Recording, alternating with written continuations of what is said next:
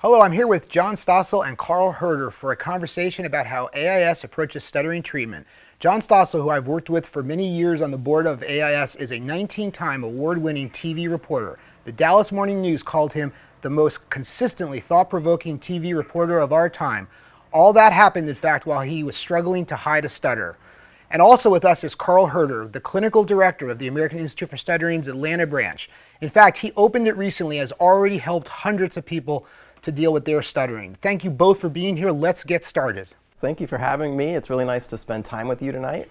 Would each of you take a moment and share a little bit about your stuttering journey and why it's been challenging? So my stuttering's been a lifelong challenge. It was started very young.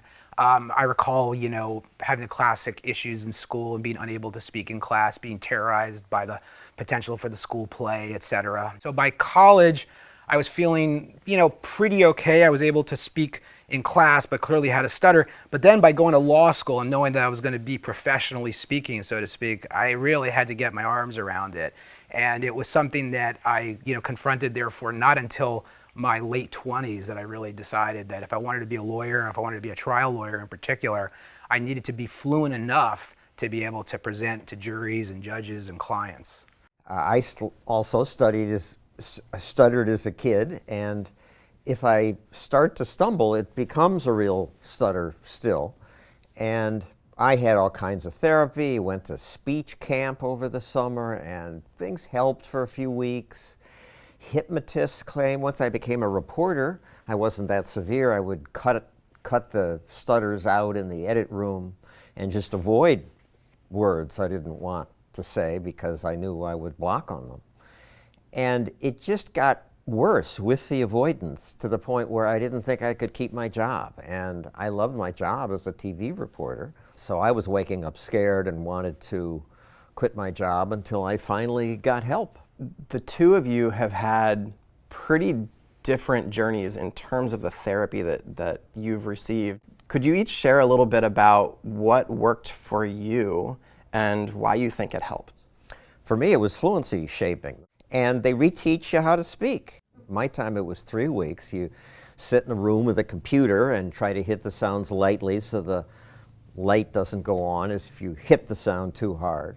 And then in between, you talk to your fellow other stutterers, which was kind of nice. But I was motivated, and I practiced, and this didn't cure my stuttering, but it got me to the point where I can master most situations, and I wasn't scared to do live TV anymore. Yeah, so for me, my approach was, I guess, what you would call more of a emotional approach to some degree. So I actually started to really own the stuttering and start to own ways where I could stutter like a child does originally and stop with the blocking. And so take words that I used to block on and really begin to just make them kind of more of a primary stutter, more of a light, ease into the word and not block. And it's very hard at first. At first you start to block actually more, but eventually you feel the confidence. There is nothing, I think, more exhausting than trying to change how you speak because it's just, completely part of you. But the emotional side and trying to release the anxiety, being open about it, talking about it, getting involved in AIS, that all really helped me in the sort of acceptance from clients and friends and family and colleagues. Let's set therapy aside for a moment, because at AIS, sometimes we get to a point with a person where we've challenged them about as much as we can, and we then encourage them to go try some other things that will also help them. What have you guys done, if anything, that has helped outside of therapy? I've tried to write about my stuttering. I was interviewed by American Lawyer about it, and a lot of people called, a lot of lawyers and professionals at law firms called, said that they had been hiding their stuttering. They wanted to talk about it and sort of talk about coming out, so to speak. And that just got me so out there that, again, that just gave me more and more confidence. I think we should make it clear that there are these two big different approaches, mine and the one that I'm supporting here, AIS, where they say go ahead and stutter. And I think the happiest stutterers are the ones who can go ahead and do that, which I never could. What advice do you give as the therapist? Experts in stuttering like myself talk about a metaphor where we compare stuttering to an iceberg, in that the tip of the iceberg that floats above the surface of the water is the noticeable stuff that you might experience with stuttering. And for a lot The of fear people, below? the stuff below the surface of the water is the fear and the anxiety, the unhelpful or toxic thinking patterns, and the emotional experience of stuttering. Consider what your iceberg is.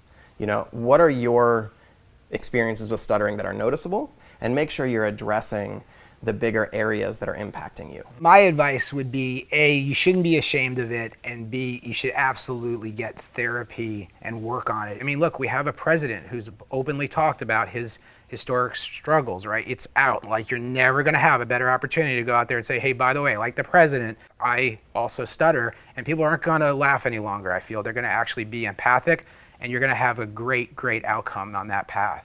Thank you, Eric and Carl. I want to point out that we're here with you because we need your help. AIS makes scholarships available for people who can't afford the treatment, and it's people like you who make that possible.